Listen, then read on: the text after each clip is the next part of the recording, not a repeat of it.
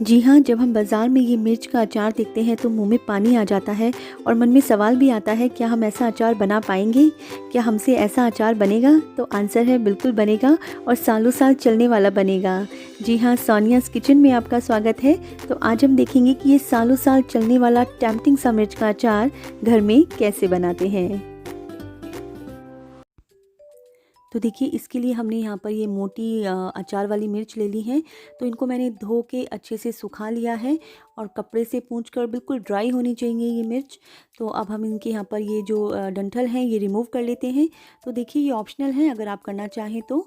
और अब चलते हैं नेक्स्ट स्टेप पर। अब हम अपने मसाले यहाँ पर भूनेंगे। तो यहाँ पर मैं डाल रही हूँ सौंफ। सबसे पहले 1/4 कप मैंने ली है और यहाँ पर मैं डाल रही हूँ ये धनिया, जो साबुत धनिया होता है। और यहाँ पर हम डाल रहे हैं जीरा।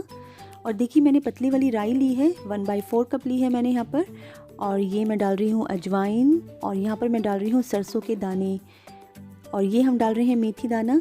तो देखिए, इन सबको डालकर हम सिर्फ 1 मिनट के लिए रोस्ट करेंगे यहाँ पर, जिससे कि इसका सारा मॉइस्चर यहाँ पर निकल जाए और ये एरोमा भी बहुत अच्छी देने लगेंगे। तो जब ये ठंडे हो जाते हैं, अब हम इनको ग्राइंड करेंगे। तो इसी के साथ हम डालेंगे यहाँ पर हल्दी मैंने 2 टेबलस्पून ली है यहाँ पर। और ये मैं नमक डाल रही हूँ। देखिए, नमक की जो क्वांटिटी है आप अपने हिसाब से इसको जज करें, जैसा भी आप खाते हैं, क्योंकि साथ में हम काला नमक का भी कॉम्बिनेशन ले रहे हैं। काला नमक डाल रही हूँ, तो नमक आप अपने हिसाब से देखें। तो ये रेड चिली फ्लेक्स है और क्योंकि इनमें मिर्चें तो नहीं होती हमारे जो अचार की होती हैं। और ये मैंने डाल दिया अमचूर पाउडर खटास के लिए। और यहाँ पर मैं डाल रही हूँ गरम मसाला। और ये कश्मीरी लाल मिर्च है, टोटली ऑप्शनल है, थोड़ा सा कलर देती है इसलिए हम यहाँ पर यूज़ कर रहे हैं। तो देखिए, अब हम इसको दरदरा पीस लेंगे यहाँ पर। ये देखिए, तो थोड़ा सा जब हम दरदरा पीसते हैं तो उससे क्या हमारे पास जो हम टेस्ट आता है अचार में, तो वो थोड़ा सा अच्छा लगता है। इसलिए तो बिल्कुल बिल्कुल पतला पाउडर ना करें। तो उसको हम अलग से निकाल लेंगे। चलिए चलते हैं नेक्स्ट स्टेप पर। तो देखिए, सरसों का तेल यूज़ करेंगे अचार में। तो यहाँ पर मैंने 1 कप सरसों का तेल लिया है। तो हम सबसे पहले इसको बिल्कुल हम उबाल लेंगे, इसको बिल्कुल तेज़ आंच पर, जैसे इसमें धुआं आने लगता है तब हम इसकी गैस को, अपनी आंच को बंद कर देंगे यहाँ पर, जिससे कि ये ठंडा हो जाएगा बाद में। तो देखिए, अब मैं यहाँ पर इसमें हींग डाल रही हूँ। तो हींग को मैंने पतला पीस लिया है, पाउडर फॉर्म है, तो उसको नॉर्मली डालें और इसको अच्छे से यहाँ पर मिक्स करें। ये देखिए, बस अब हम चलते हैं नेक्स्ट स्टेप पर। तो यहाँ पर हम अपनी जो मिर्च है इनको हम यहाँ पर चीरा लगा लेंगे। इतना हमारा तेल वहाँ पर ठंडा हो रहा है। तो देखिए, ऊपर से ही प्रिक करें, ऊपर वाली लेयर को।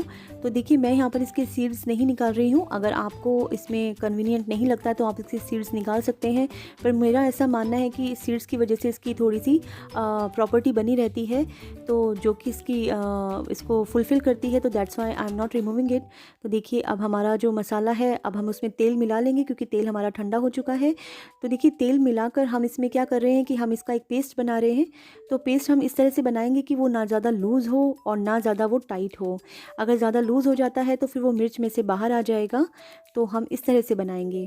तो देखिए, थोड़ा तेल और लगेगा यहाँ पर और इस तरह से हम इसको मिक्स कर लेंगे, तो प्रॉपर पेस्ट बनाएंगे। तो ये देखिए, तो ये हमारा ऑलमोस्ट रेडी हो गया है।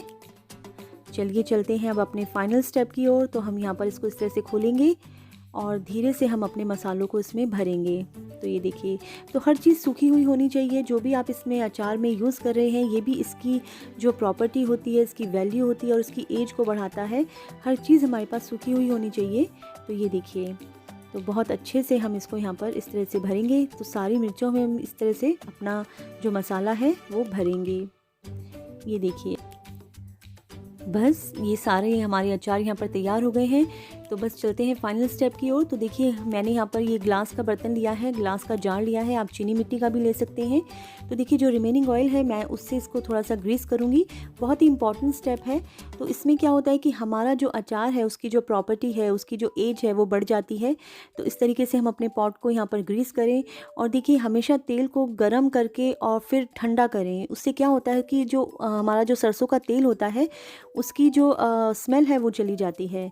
तो देखिए, 1 बाय 1 अपनी मिर्चों को हम यहाँ पर ऐसे डालेंगे और बस इसको हम थोड़ी सी धूप लगाएंगे। धूप मतलब अगर बहुत तेज़ धूप है तो केवल 2 या 3 दिन की धूप यहाँ पर इनफ है, और अगर कम धूप है तो 4 से 5 दिन भी आप बढ़ा सकते हैं। और ये देखिए, रिमेनिंग ऑयल हम इसके ऊपर ऐसे डाल देते हैं और हमारा अचार बिल्कुल रेडी है। और ये बहुत टेस्टी लगता है, जस्ट लाइक मार्केट वाला अचार लगता है। तो मेरी अगर आज आपको ये वीडियो पसंद आती है तो please hit the like button और अगर आपने अभी तक मेरे चैनल को सब्सक्राइब नहीं किया है तो प्लीज़ इसको सब्सक्राइब करें।